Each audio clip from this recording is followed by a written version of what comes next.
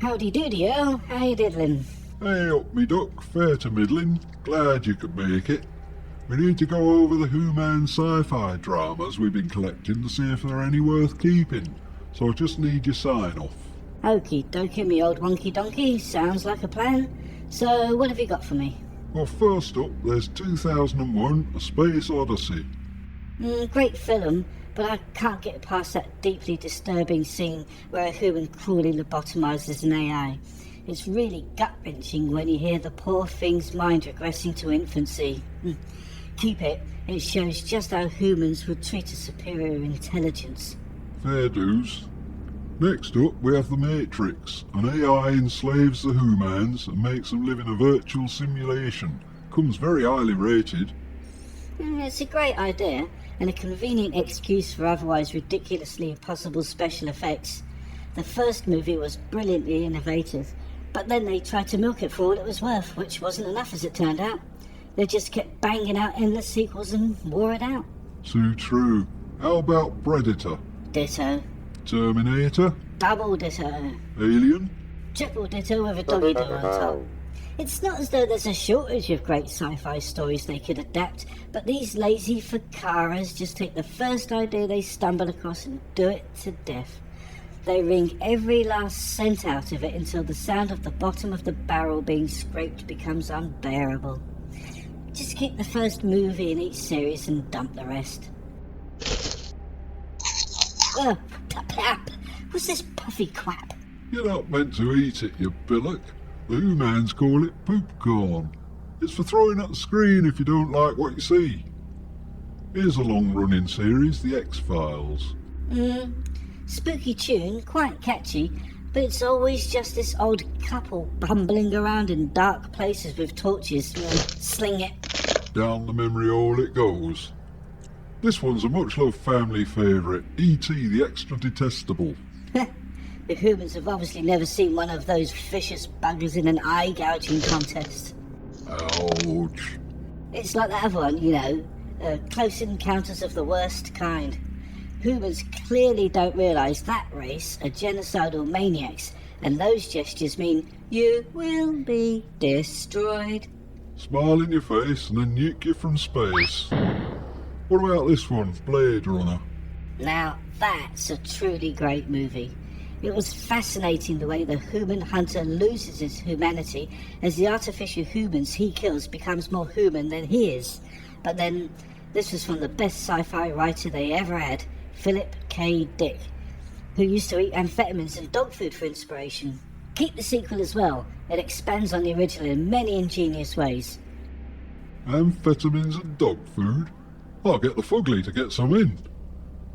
This is a series called Farscape. Ah, yes, I really enjoyed the farting Domina and the hot grey bird. Save the episodes with them in. Weird but funny.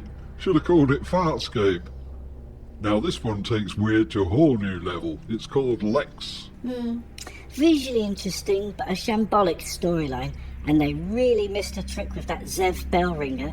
They could have Barbarella'd her and renamed it Lust in Space and had a major hit on their hands. Keep the episodes where she flashes her knickers. All of them, right. Then there's this series Babylon 5, about an interstellar United Nations which invariably unravels with hilariously tragic consequences. Yeah, at its moments, I suppose.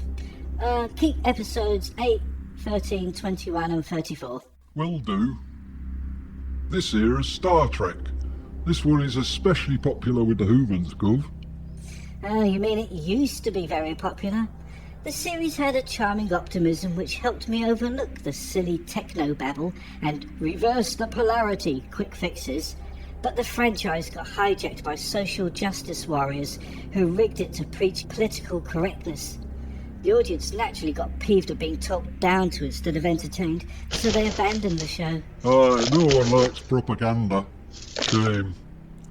How about Doctor Who, a time-travelling, shape-shifting do-gooder? Same story. Great idea. They built up a huge, loyal following, then just pissed it all away by obsessing on identity politics. Which victim group you relate to is more important than the universe being trashed by the baddies. They literally lost the plot. hang on to the ones with David Tennant and Matt Smith. They're alright, but ditch the rest. Lovely jubbly. This one's called Star Wars. Quite staggeringly popular in the manor, Squire. A wildly overblown space opera. A high-tech pantomime that promptly imploded under the sheer weight of its own absurd mythology. Just like the last two, the creators established a solid canon for the show, but then they just turned around and crapped all over it. A similar thing happened in the superhero movies. It's all fun and games until someone says they're offended their group isn't adequately represented. Why do they do it to themselves? This one's called V, about space reptiles invading Earth to eat the humans. Oh, just pitiful. Vaporise it. Righto. Here's a movie called Forbidden Planet.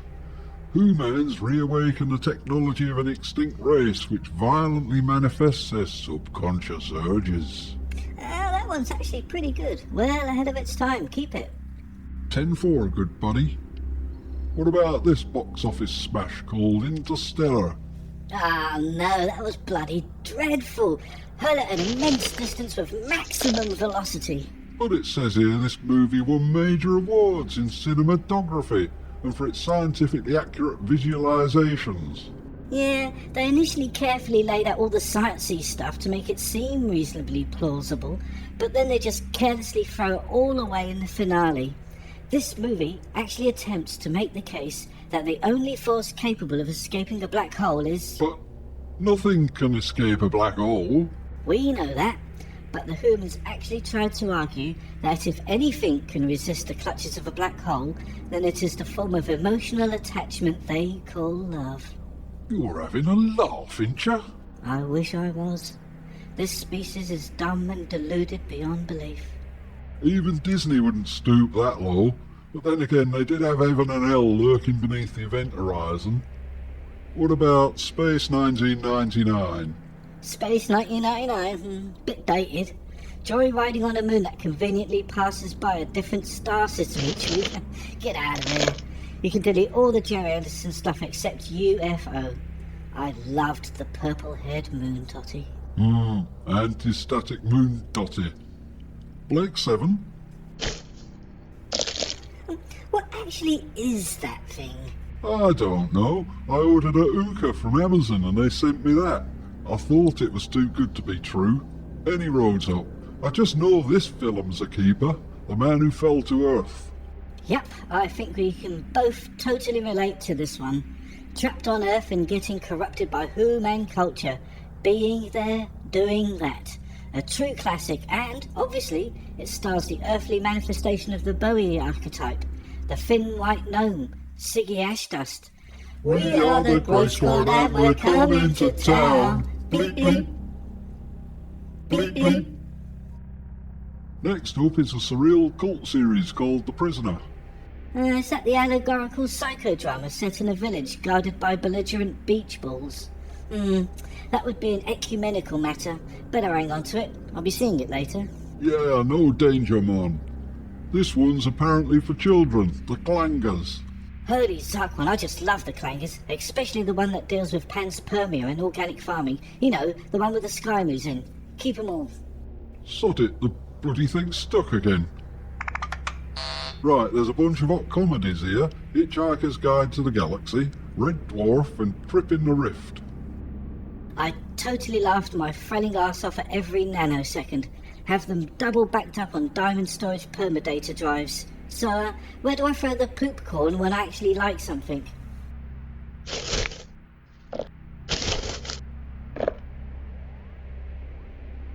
What about this one, The Planet of the Apes? What do you mean, one? Which one? They've rehashed that simian switcheroo more times than I've had misgivings about coming to this wretched planet. Keep the ones with Andy Serkis in, I like him. Okay.